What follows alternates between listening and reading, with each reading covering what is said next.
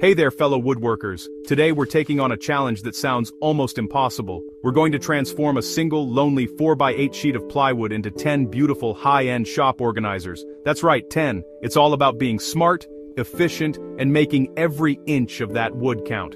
This isn't just about saving money. It's about proving that with a good plan and some basic tools, you can create a complete organization system that looks like it came from a high-end catalog.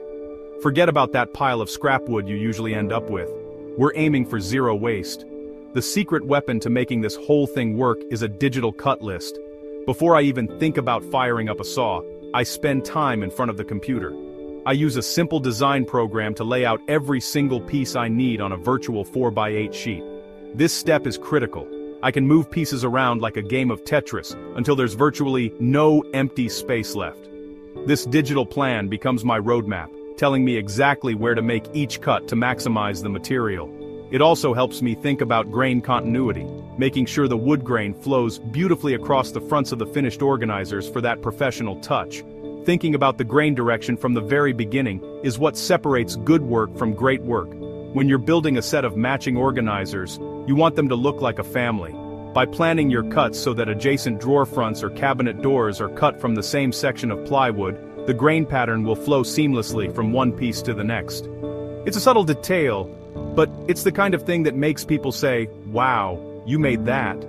It elevates a simple plywood box into something that looks intentional and custom-made, all because you planned ahead. This project isn't just a thought exercise, it's a practical solution for any workshop. We're going to build a variety of organizers, some for small parts, some for hand tools, and others for general storage. By the end, you'll have a complete cohesive system that will make your shop look amazing and work so much more efficiently. You'll see how that one sheet of plywood, which might cost you around $60 to $80, can produce hundreds of dollars in value. So, grab your safety glasses, and let's get ready to turn that single sheet into a workshop revolution. It's easier than you think. Now it's time to make some sawdust.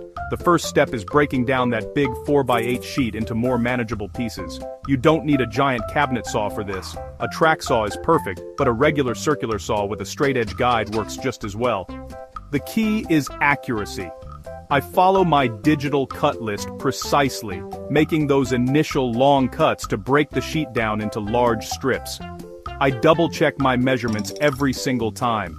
Remember the old saying, measure twice, cut once. It's the most important rule in woodworking, especially when you have no room for error. Once I have my smaller, more manageable strips, I head over to the table saw for the precision work. This is where we cut all our final width pieces. But wait, you don't need a bunch of expensive, complicated jigs. All you need is your table saw's fence and a good cross-cut sled.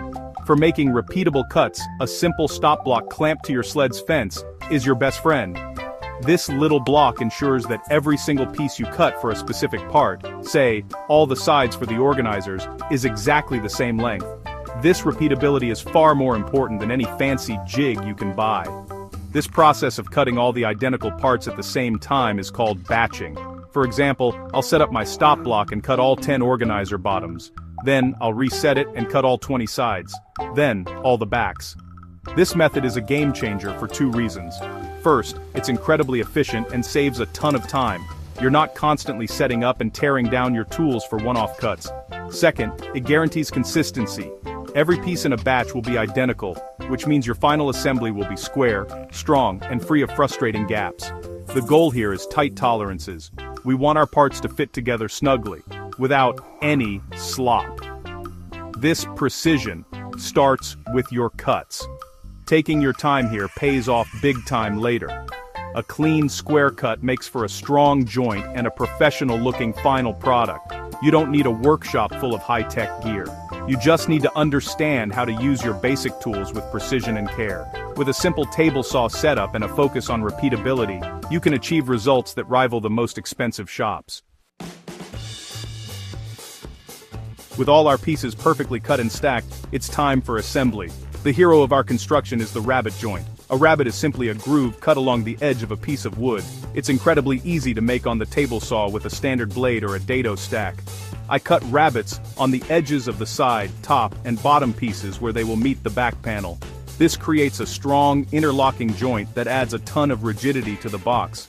It also makes glue-ups way easier because the pieces practically register themselves, helping you keep everything square.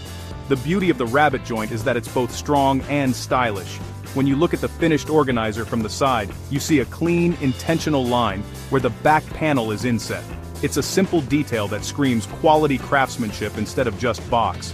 I cut all my rabbets in another batching process. I set the blade height and fence position on my table, saw once, then run every single piece that needs a rabbet through. This ensures every joint is identical across all 10 organizers, maintaining that consistency we worked so hard for. Once the joints are cut, the glue-up is a breeze. I apply a thin layer of wood glue in the rabbets and along the edges, then bring the pieces together. Because of our precise cuts, everything should fit snugly. I use clamps to hold it all together while the glue dries, making sure to check for square with a trusty speed square. Since we batched everything out, I can assemble all 10 boxes in an assembly line, glue up one, clamp it, then move to the next. It's a super efficient workflow that turns a big job into a manageable, repetitive task. This batching method we've been using isn't just about saving time, it's about reducing the chance for mistakes. When you're in the rhythm of performing the same task over and over, you get into a flow. Your muscle memory takes over, and the quality of your work actually improves. You're not reinventing the wheel for each of the 10 organizers. You're just repeating a process you've already perfected on the first one.